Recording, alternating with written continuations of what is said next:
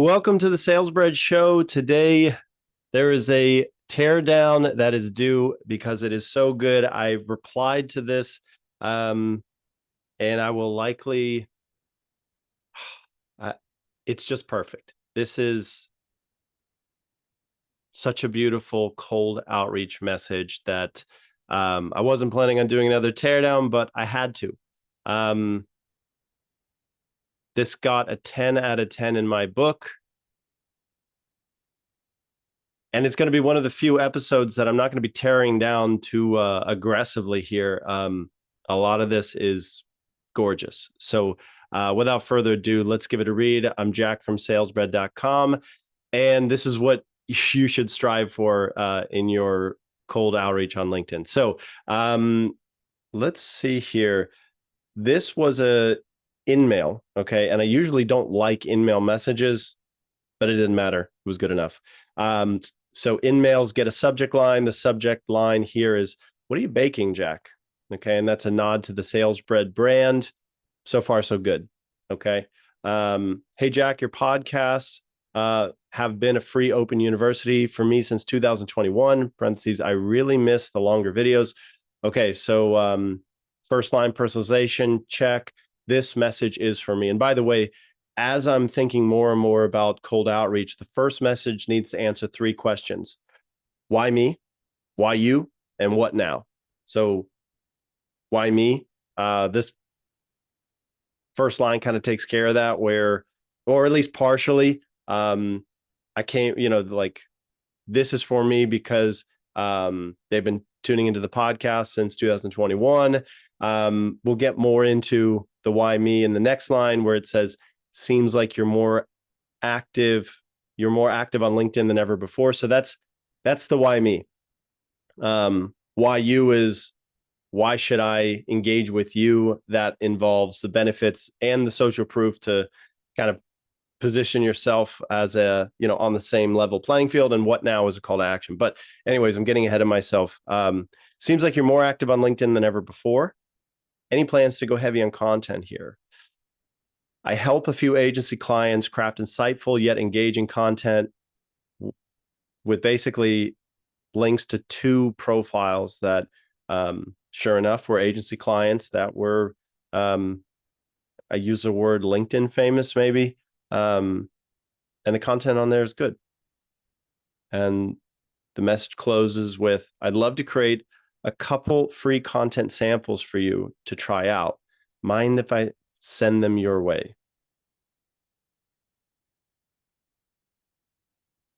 It's perfect because all I have to do is say yes. I don't have to look at my calendar. We're not even there yet. I'm not sure if it's worth a call right now, but I'm interested. And I do want to see a couple free content samples.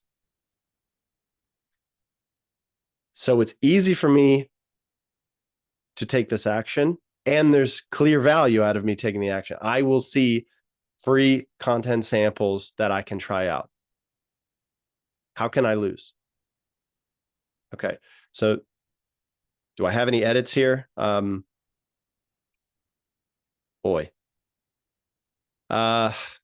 Perfect personalization. I do like this, right? Now, a question I get asked sometimes is, well, what if I didn't have that first line? I got to be honest, I'm not sure it would have grabbed me. It really did help to read this first line. Although, seems like you're more active on LinkedIn than ever before. That's true, and it shows that research has been done. Although, yeah. Let's see here. Okay, so there's one small thing that I would change here.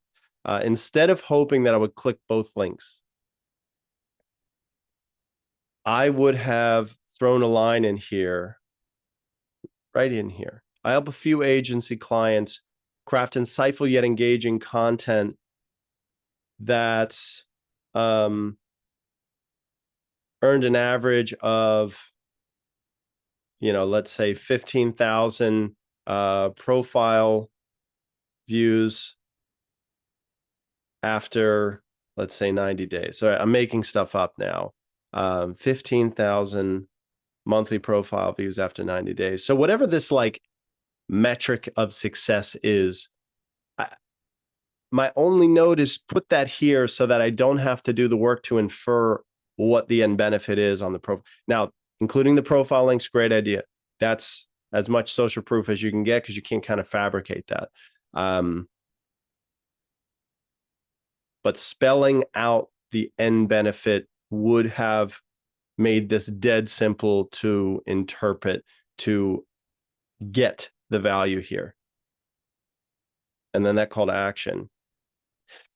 I think that call to action is probably the strongest element of this message. But really these, including the links and the personalization, it's just like a 1-2-3 punch that makes this the first cold outreach message that I've replied to with business interests in over a year. I don't know. I think I'm wary about cold outreach, and frankly, a lot of it's bad.